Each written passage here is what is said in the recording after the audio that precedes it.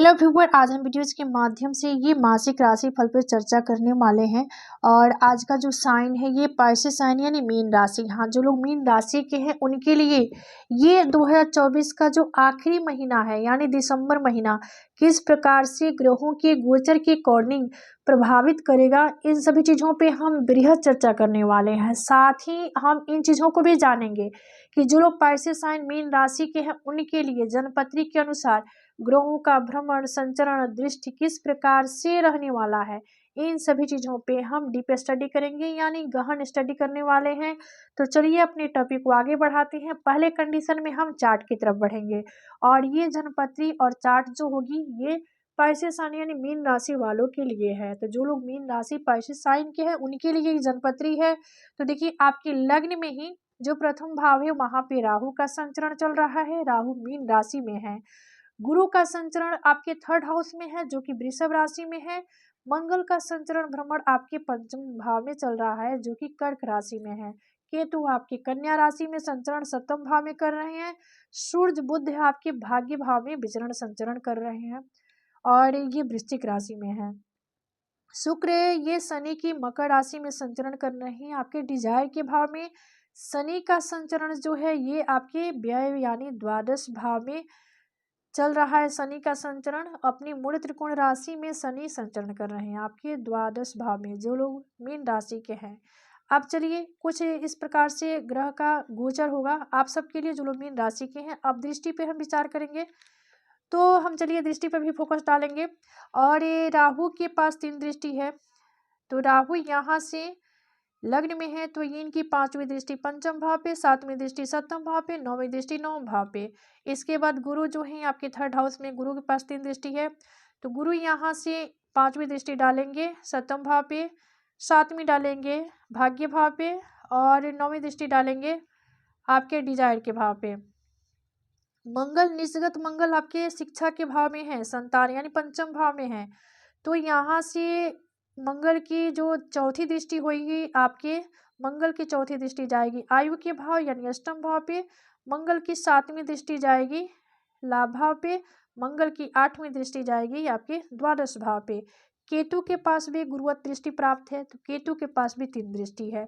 तो केतु यहाँ से सप्तम भाव में है तो इनकी 5वीं दृष्टि डिजायर पे होगी, 7वीं होगी आपकी लग्न पे और 9वीं होगी आपके थर्ड हाउस पे।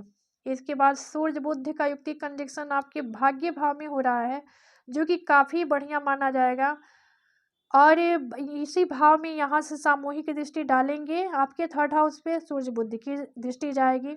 आप सभी जानते हैं सूर्य बुध के पास एक ही दृष्टि है, शुक्र के पास एक ही दृष्टि है तो शुक्र आपके पंचम भाव को देखेंगे। शनि के पास 3 दृष्टि है तो शनि द्वादश भाव में है तो यहाँ से इनकी तीसरी दृष्टि जाएगी धन भाव पे।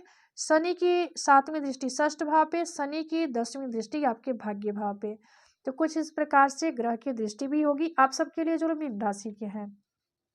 अब देखिए कुंडली के 12वें भाव में आप अगर यहाँ पे आपके केंद्र के भाव में राहु केतु ही है, लग्न में राहु है और सप्तम भाव में केतु है, बाकी जो घर है ये खाली है, रिक्त है।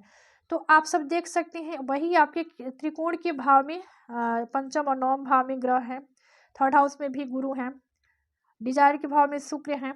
लेकिन केंद्र का भाव जो है ये इसका काफ़ी स्थिति खराब है यानी इसमें केंद्र का भाव रिक्त है और या राहु केतु ही प्लेस है।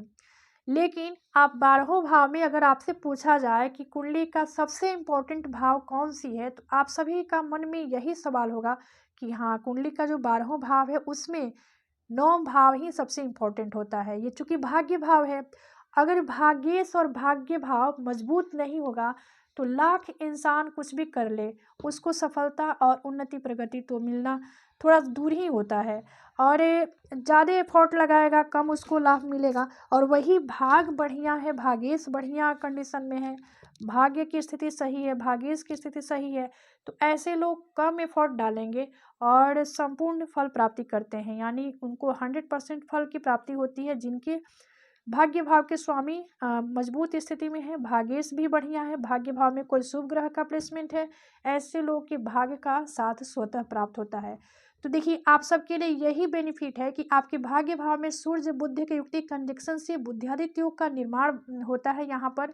और ये यहाँ पे आपके पुरुषार्थ के भाव पे दृष्टि भी डाल रहे हैं, प्लस गुरु भाग भाव को देख रहे हैं। गुरु की गुरु की 7वीं दृष्टि आ रही है आपके भाग्य भाव पे, जो कि आपके भाग्य में 4 चांद लगाएगी। भले ही आपके केंद्र का स्थान थोड़ा सा पुअर है, रफ है, लेकिन ये सब चीज़ गुरु और बुध सूर्य की जो स्थिति है आपके लिए काफ़ी शुभता देने वाली होगी। वही जो शुक्र है आपके पंचम भाव को देख रहे हैं। तो चलिए अब हम फल प्रभाव की तरफ बढ़ेंगे। फल प्रभाव जो लोग पैसे साइन मीन राशि के हैं उनके लिए दिसंबर महीना किस प्रकार से प्रभाव डालेगा।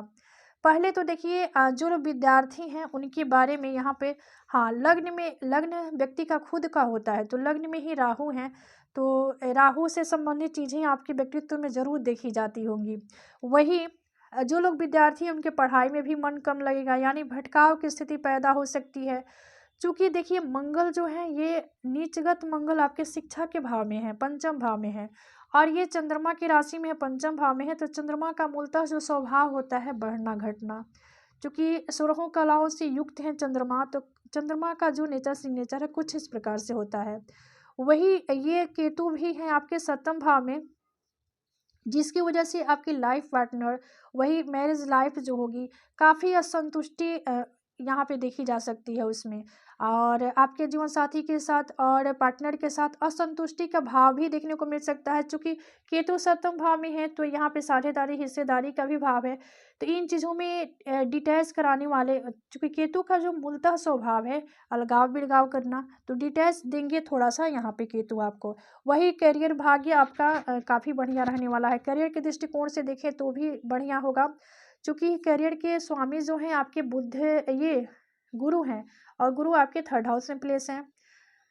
तो कुछ कंडीशन आप सबके लिए रहेगा, और करियर के भाव के स्वामी यहाँ 3rd हाउस में प्लेस है, सूर्य बुध से ये दृष्ट भी हो रहे हैं।